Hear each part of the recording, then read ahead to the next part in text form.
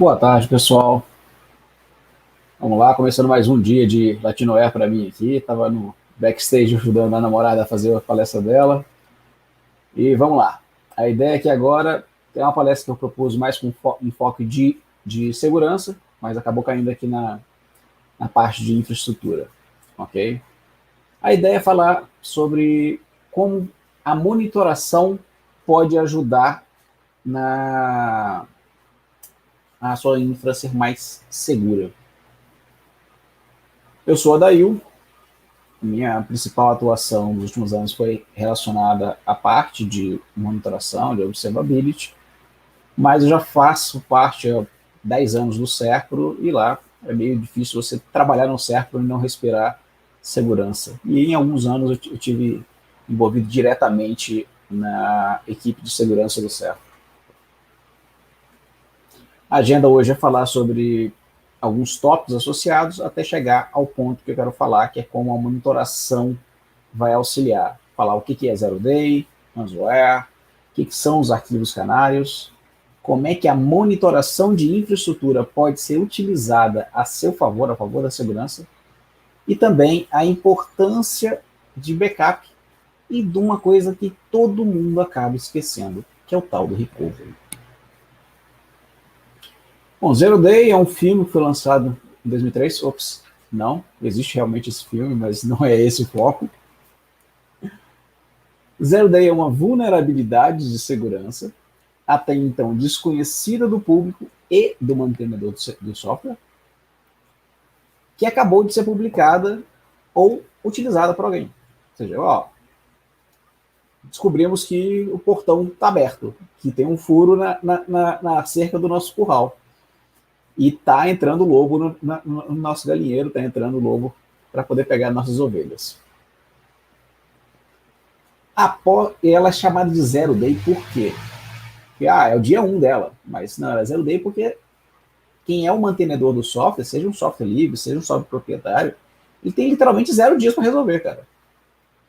Quem não se lembra que há 2 anos atrás, mais ou menos, teve aquela falha de segurança associada aos certificados SSL. Cara, ele tinha que correr que nem louco. A monitoração na época foi utilizada para poder varrer os nossos servidores, por exemplo, e descobrir quais dos nossos servidores que estavam vulneráveis ainda àquilo. E o que é o ransomware? O ransomware é um software nocivo, como se fosse um vírus, como se fosse um trojan, só que ele tem uma finalidade bem específica.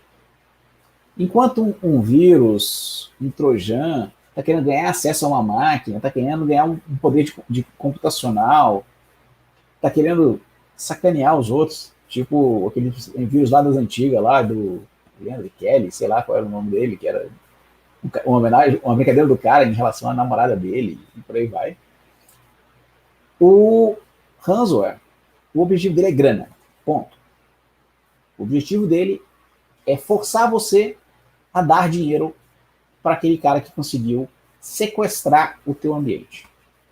E quando eu falo sequestrar teu ambiente, pode ser seu notebook, pode ser seu celular, pode ser os 1.200 servidores lá de um determinado tribunal, sabe, os servidores virtuais, mas foram 1.200 no total, pelo que o pessoal fala, né? E como é que ele faz para te forçar a pagar um dinheiro para ele? Ele simplesmente pega, infecta a sua máquina ou o seu conjunto de máquinas, criptografa tudo e deixa um arquivinho lá no raiz, falando, se quiser receber a chave para você descriptografar o teu ambiente, não é para solucionar o problema. É para você descriptografar o seu ambiente, mande tantos bitcoins, sei lá, coins, uma moeda criptográfica qualquer, devido à sua dificuldade em rastreio, né? E devido a não ter a necessidade de você encontrar fisicamente com o cara, ou o cara encontrar fisicamente para receber aquela grana, né? Então, me manda isso, vamos generalizar aqui em bitcoins, né? E para que o cara te dê essa chave. Ou então, em algumas vezes, quando é uma empresa e tal, ou quando é uma pessoa de que está mais associada a uma pessoa pública, né? Para que os dados não sejam publicados, não sejam divulgados. Então, imagina, o cara pega, hackeia lá um expoente político qualquer, acha a foto deles com um namorado, com uma namorada que ninguém sabe que existe. Aí o cara pode usar isso para chantagear. Então, ransomware pode ser utilizado para esse tipo de coisa. Peraí que eu peguei o foco. Pronto. Então, como eu falei, o STJ esse ano, recentemente, foi alvo disso, né? Vocês podem ver a criptografia que é utilizada nesse né, por esses ransomwares é uma criptografia forte, né? A ES 256 e 2048 são criptografias fortes, né? Fica muito difícil de você conseguir resgatar os teus arquivos simplesmente usando um brute force da vida, por exemplo. Fica muito difícil de você conseguir recuperar. Como é que funciona, genericamente falando, esse ataque? Eu acredito que no caso do STJ a forma não foi exatamente essa, tá? A forma mais comum, você recebe um e-mail, ou então acessa um site, ou recebe um link no WhatsApp, né? Que vai instalar abrir a brecha para o ransomware entrar. Uma vez que ele entra, ele tem um período ali que ele faz uma verificação do teu ambiente, tudo mais, né? Pegou, entrou e pau! Não. Muitas vezes ele pega, entra, fica ali hibernando e só analisando o teu ambiente para depois conseguir fazer a besteira. Então, imagina, no caso do STJ. Cara, são 1.200 máquinas virtuais. Sei lá quantos clusters de VMware tinha naquele local. Então, o cara demorou um tempo para poder conseguir o acesso, usar a vulnerabilidade que ele precisava em todos os clusters de VMware para poder criptografar tudo. Então, o ponto 2 ali, às vezes, demora um pouquinho, tá? É aquele esquema, o cara pega, chega, peraí, só tem uma máquina? Ou eu tenho 10, eu tenho 100, eu tenho 1.000? O cara se inteira do ambiente antes. Quando ele faz isso, aí sim, ele criptografa tudo, tenta criptografar tudo o mais rápido possível, e o mais rápido possível não é imediato. Criptografar com essas chaves não é tão rápido assim, tá? E até mesmo antes, ele vê, como eu falei, ele pode querer cobrar para não divulgar alguma coisa. Então, se ele quer cobrar para não divulgar alguma coisa, ele tem que copiar essa alguma coisa para outro local. Porque senão, literalmente, o cara, vou usar várias vezes o STJ como exemplo, o cara vai lá, o cara da STJ vai lá e tira o cabo de rede da tomada, desconecta a fibra e pronto, o cara perdeu acesso. Mas não é assim que é mandatório. Normalmente, quando você percebe, o cara já tirou o dado dali há muito tempo. Tá? Pensando em potencial financeiro, como eu falei, ransomware é grana. O foco de um ransomware é tirar dinheiro. Tá? A previsão desse pessoal da Comparitech, tá, é que em 2021 excedam 21 bilhões de dólares a perda para as empresas e para as pessoas decorrentes de ações de criminosos utilizando ransomwares. Então é uma coisa bem relevante. Mais do que nunca, as equipes de segurança terão que estar muito atentas com isso. E aí vem como é que você vai mitigar essas coisas. Receita de bolo padrão quando você fala de segurança. Você vai manter seus sistemas operacionais e aplicativos atualizados, manter as ferramentas de segurança com as assinaturas, com bases de assinaturas de ransomware e de vírus, de trojans atualizadas. Não é porque eu fui ali, licitei o melhor IPS do mercado, comprei uma caixa, um black box ali da melhor marca que eu estou seguro. Que nem eu falei no início da palestra, tem coisa que é zero day, velho. Você tem que atualizar esse negócio de dia em dia, se não é de 6 em 6 horas. Você tem que atualizar isso aí. Porque senão você vai ser alvo, você vai ser atacado.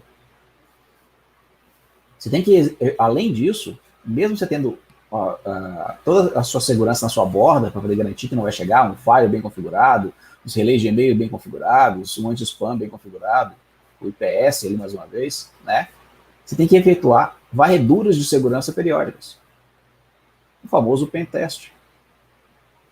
Testa teu ambiente, testa as aplicações, testa os softwares open source ou proprietários, especialmente esses últimos, de como é que está a história. Porque normalmente os que estão com software proprietário detêm um poder financeiro maior. Normalmente a primeira escolha, pelo menos até quando eu comecei a brincar com software livre, a primeira justificativa é de graça, é mais barato, né? E continua sendo, ainda continua sendo mais barato porque um motivo muito óbvio, eu não pago licença, tá?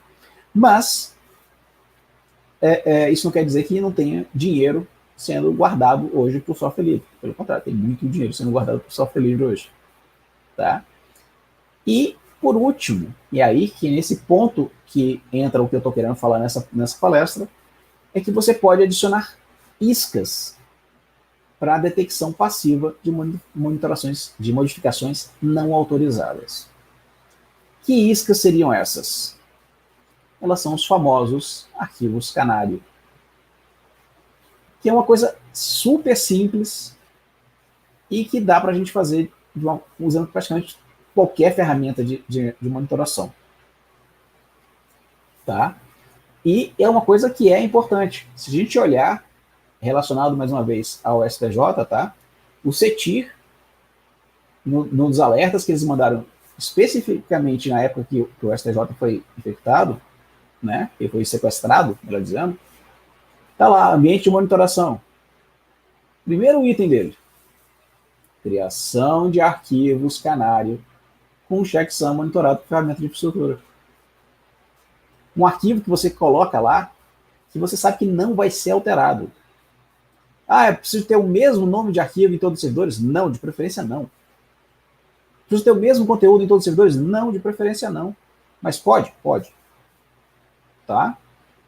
Você pode esquecer um arquivo com autenticação para um servidor FTP para backup, para qualquer coisa.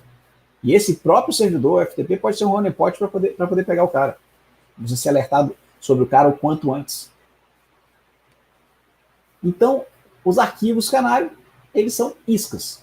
Eles são com informações falsas, sem nenhum valor, ou apontando para um honeypot. Eu, pessoalmente, sou mais partidário de apontar o cara para um honeypot, porque eu tenho duas chances de pegar ele. Tá? Se eu coloco um arquivo ali, ele pode simplesmente copiar o arquivo para ler depois.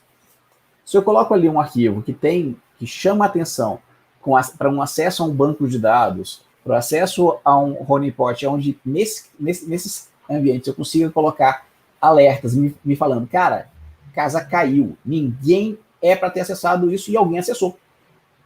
Pipoca em vermelho em todas as telas para poder garantir que as pessoas vão dar a devida atenção para isso. Tá? Por que usar checksum? Checksum é uma verificação que vai te retornar um valor inteiro, único pelo arquivo. E é extremamente rápido. É muito rápido de fazer esse cálculo. Tá? Apesar do nome, tá? Aí é o grosso da literatura falar o arquivo canário é um arquivo em si. Dá para se implementar também, usando as ferramentas de monitoração, coisas de banco de dados. Eu posso criar arquivos canários que são bancos de dados, na verdade. Tá? Para bancos de dados que têm múltiplos data files, você pode utilizar de um banco de dados dummy também.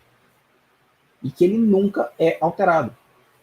Então, acabei de instalar meu Oracle lá, criei o primeiro data file dele. Cara, cria um banco de dados lá.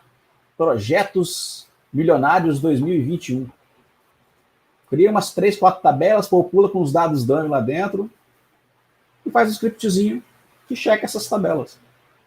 Coloca um alerta para quando o nego logar nesse banco de dados, quando o nego dá um select nesse banco de dados. Então você pode sim utilizar, apesar que originalmente arquivos canários são simplesmente arquivos mesmo. Então, estou dando um exemplo aqui, por exemplo, aqui é uma listagem comum de um arquivo, de um servidor MySQL. Por padrão, um servidor MySQL vai criar uma pastinha, a grosso modo, para cada banco de dados que você criar lá. Se ele estiver bem configurado, ele provavelmente vai estar salvando cada tabela em um arquivo de dados diferente. Então, como é que eu posso fazer aqui? Eu criei um cenário de exemplo, tá? Criei lá um banco de dados, projeção 2021. Criei duas tabelas lá dentro. Na verdade, eu criei uma só. Esse aqui é uma cópia desse aqui. Tá? Ele não é nem indexado no banco de dados. Se tentar acessar, você vai ter problemas de select. Tá? E coloquei lá valores dummy.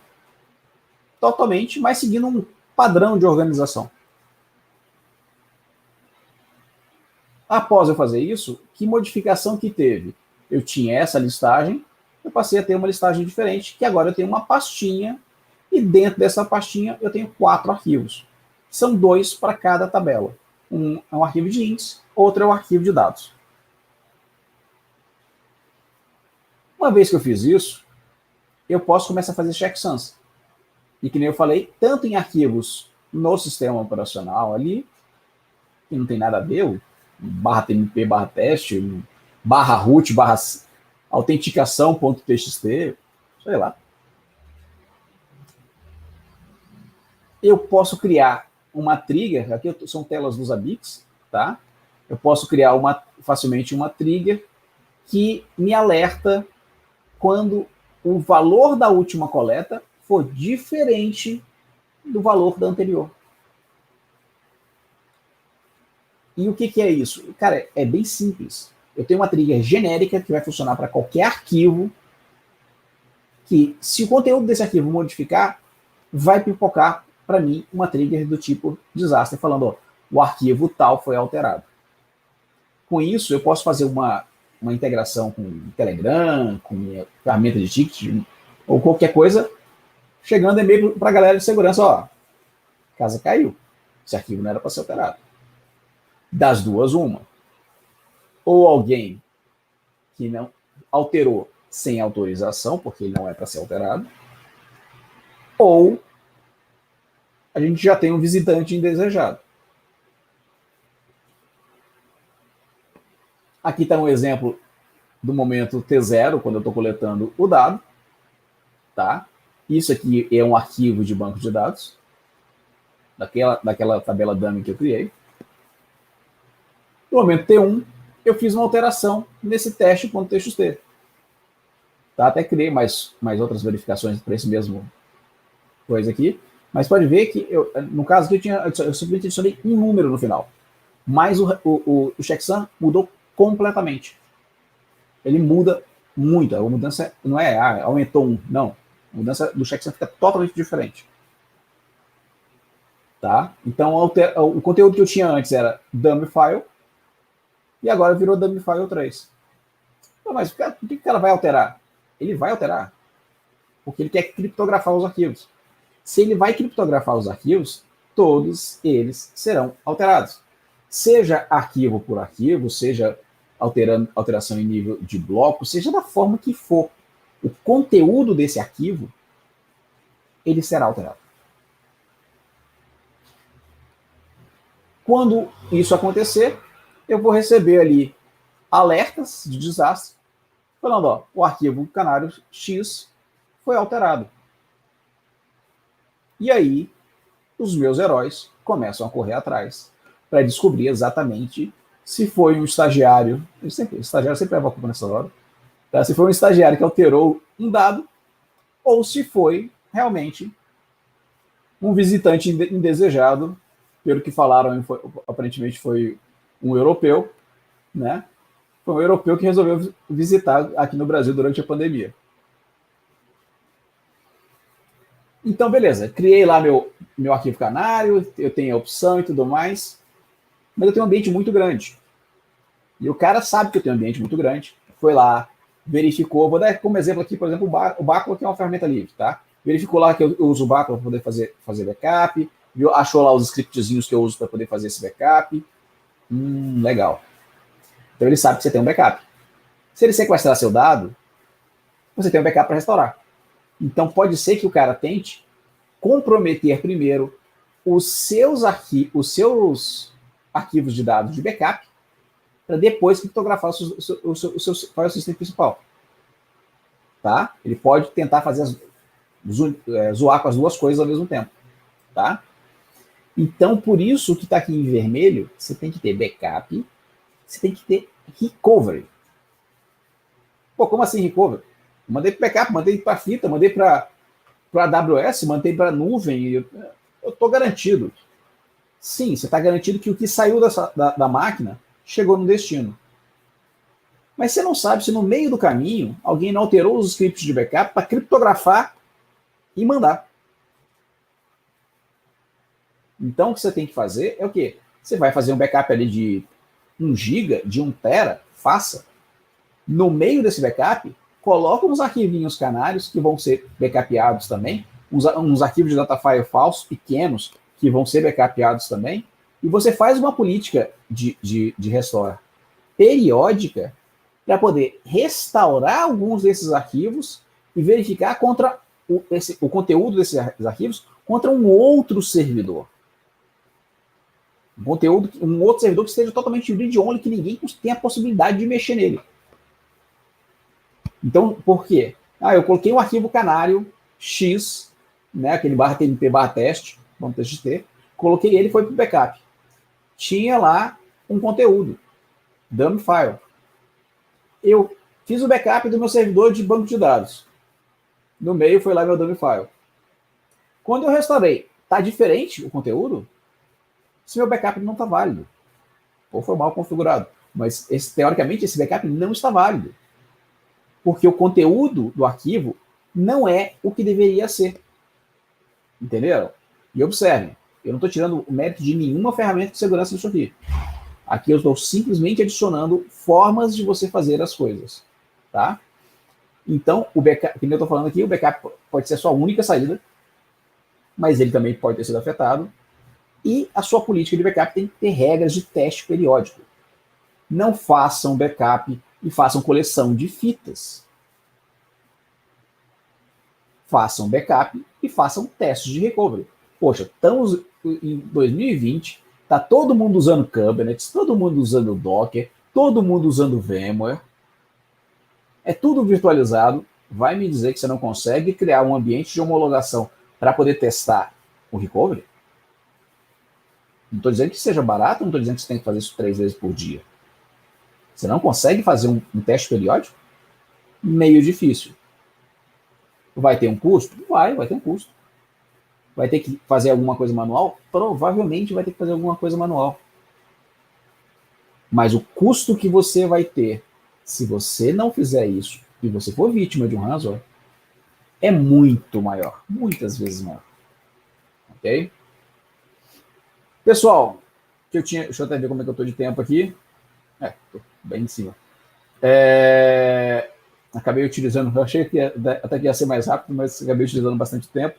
Estou vendo que o Gustavo Montes colocou uma pergunta. Se o cara já está criptografando um arquivo, não corre o risco de todos ou uma parte significativa dos arquivos já estarem criptografados? Sim, você corre esse risco.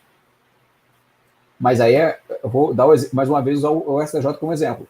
O cara tem 1.200 servidores virtuais para criptografar.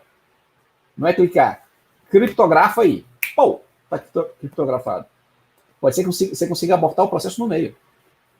Pode ser que você tenha que fazer uma coisa que ninguém recomenda. E literalmente puxar o fio da energia. Pode ser que você tenha que fazer isso? Pode. Ok? Mas eu prefiro recuperar metade do que não recuperar nada. Eu prefiro ter um pouquinho do que eu perder tudo. Ok? E não foi o caso do STJ, pelo que a gente está sabendo, eles conseguiram restaurar os dados e tudo mais, mas poderia ser o caso. Então, a gente tem que tomar o cuidado, e é aquele esquema. Observe que em momento algum aqui da minha apresentação eu coloquei como resolver o problema, como mitigar o problema. Como é que eu vou reduzi-lo para que o impacto disso seja menor para mim. eu tenha menos riscos, eu tenha menos prejuízo com essas coisas. Ok, pessoal? Eu acho que era isso. Mais alguma pergunta aí?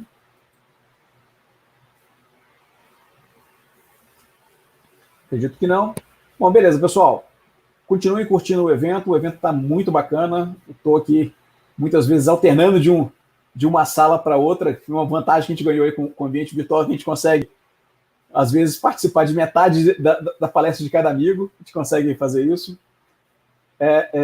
E é isso, pessoal. Brigadão. Agora vocês vão ficar com o Ricardo, né? E é isso. Obrigado a todos. Bom evento.